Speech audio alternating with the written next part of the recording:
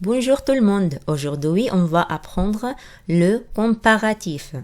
Le comparatif, ça veut dire المقارن. يعني هنتعلم اليوم ايه هي ادوات المقارنة في اللغة الفرنسية. اكثر من، اقل من، او نفس مثلا ايه الدرجة. Aujourd'hui, on va comparer, هنقارن بين entre François et Pierre. Par exemple, la première phrase, في أول جملة حابين نقول فرانسوا ده اسم رجل. فرانسوا بيكون ألطف من بيير. كيف نقول ألطف في اللغة الفرنسية أو أكثر لطفا؟ هنستخدم الأداة plus زائد إيه que. Donc on écrit l'adjectif، هنكتب الصفة entre plus و إيه و que. هنقول فرانسوا est plus gentil que Pierre. فرانسوا بيكون أكثر لطفا أو ألطف، يعني plus gentil يعني ألطف que Pierre من بيير. أوكي، لو حابين بنقول العكس أقل لطفا، يبقى نستخدم الأداة التانية اللي هي moins معناها أقل. ودايما بنكتب الصفة بين كلمة moins و que زي plus que. Donc on dit François est moins gentil que Pierre. فرانسوا بيكون هنا verbe être معناها يكون. فرانسوا يكون أقل لطفا من بيير. يبقى موا معناها أقل وبلو معناها أكثر. طيب لو الاتنين عندهم نفس درجة اللطف، مثلا هما الاتنين يعني لطفاء، هنستخدم هنا الأداة aussi يعني هما الاتنين متساويين. Donc on dit François est aussi gentil que Pierre. دائما بنكتب الصفة بين بين أدوات المقارنة اللي هي اللي هي plus أو moins أو aussi و كلمة que. d'accord. donc la règle، القاعدة عندنا هي هنا زي ما احنا شايفين plus زائد الصفة اللي هي adjectif زائد كلمة que. دايما الادجكتيف بنكتبها فين؟ في الوسط. plus معناها أكثر، moins معناها أقل، aussi معناها يعني أيضا نفس الدرجة. أوكي، هنا في الجمل التانية برضو دايما بنقارن، ولكن هنا نستخدم adverb اللي هو الحال. يعني مثلا أكثر سرعة، أكثر بطئا، هكذا. Par exemple, la première phrase François court plus rapidement que Pierre. يعني فرانسوا بيجري أسرع من بيير. هنا rapidement هو الادفيرب، هو الحال. donc soit adjectif soit adverb، يعني لو صفة أو حال دايما بنكتبهم بين كلمة plus و que لو حابين نقول أكثر. donc فرانسوا court plus rapidement que Pierre. طيب العكس، لو أقل نستخدم كلمة moins كما في الصفة تماما. فرانسوا court moins rapidement que Pierre. يبقى دائما toujours on écrit soit l'adjectif soit l'adverbe بين كلمة plus que أو moins que. لو حابين نقول هما الاتنين بيجروا بنفس درجة السرعة دائما بنستخدم أيضا كلمة aussi. François court aussi rapidement que Pierre. يبقى القاعدة عندنا هي plus زائد l'adverbe اللي هو الحال زائد que. لو حابين نقول أقل moins زائد l'adverbe زائد que. لو نفس الدرجة نقول aussi plus l'adverbe plus que. يعني زيها زي الصفة تماما. أوكي، هنا بقى حابين نقارن أيضا بين فرانسوا وبيير اللي هم اسم يعني فرانسوا اسم رجل وبيير أيضا اسم رجل. حابين نقارن بينهم بالنسبة مثلا لاسم بقى. حابين نقول مثلا par exemple فرانسوا عنده قمصان أكثر من بيير. كيف نقول هنا؟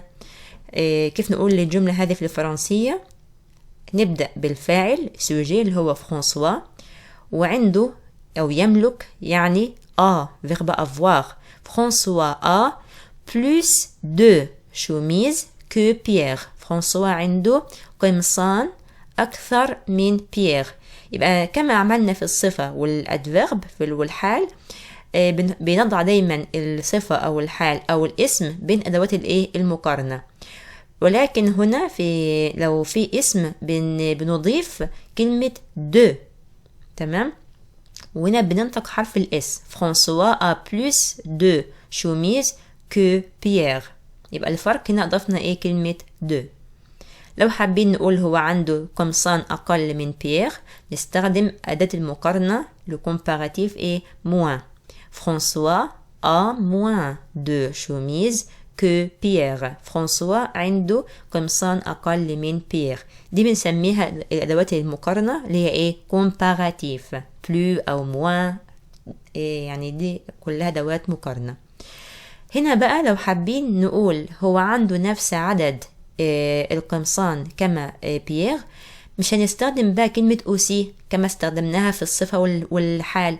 هنستخدم كلمة اسمها autant. autant de. autant de معناها ايه عندهم نفس الكمية من الاسم أي اسم.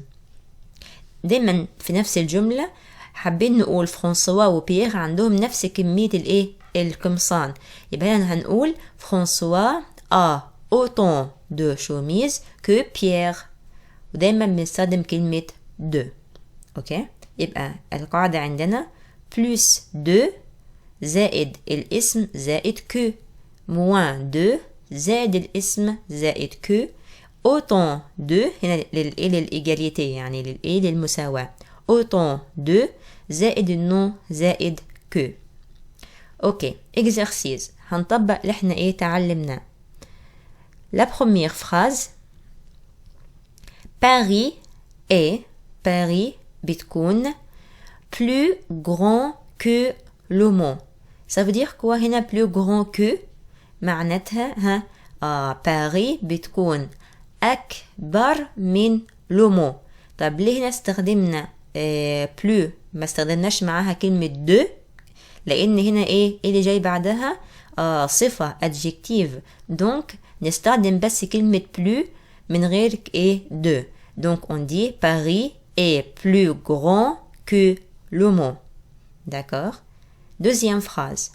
Laurie a plus de robes que Martine. Laurie عندها فساتين أكثر من مارتين. طيب pourquoi هنا pourquoi on a utilisé plus de لأن اللي في المقارنة هنا قارنا بالنسبة لاسم كلمة غوب يعني فساتين. يبقى ما اقدرش اقول بلو لوحدها هقول بلوس دو فاستخدمنا كلمة دو لأن جاي بعدها ايه اسم. Laurie a plus de robes que Martine. La dernière phrase. Mon ami يعني صديقي لي يعني بيقرأ plus vite que moi. صديق بيقرأ يعني أسرع مني. donc plus vite معناها أسرع. ليه هنا استخدمنا كلمة plus ما استخدمناش كلمة de كما في المثال السابق لأن هنا استخدمنا adverb اللي هو الحال. يبقى هقول كلمة plus لوحدها. mon ami lit plus vite que moi. ok. la dernière phrase. tu es أنت بتكوني. حابين نقول هنا يعني جميلة كما أمك مثلا. أنت بتكوني جميلة كما أمك. هنا جميلة هي إيه صفة. يبقى نستخدم كلمة إيه إما بلو إما موا إما أوسي كما هنا في أول إيه في أول الجمل. لما يكون في صفة يا حابين نقول أكثر هنقول بلو. لو أقل هنقول موا. لو نفس الدرجة هنقول أوسي. أوكي. دونك هنا حابين نقول انت بتكوني جميلة كما أمك يعني نفس درجة الجمال. طيب كيف هنقول بقى ده في الفرنسي؟ هنستخدم الصفة وحابين نقول نفس الدرجة بنستخدم ايه بلو ولا موا ولا أوسي. نفس الدرجة بنقول ايه أوسي. très bien. donc on dit tu es aussi. كيف نقول جميلة belle. très bien. tu es aussi belle كما أمك que ta mère. tu es aussi belle que ta mère. أنت أيضا جميلة كما إيه أمك. دونك هنا استخدمنا كلمة aussi لأن إيه في مساواة في نفس درجة الجمال.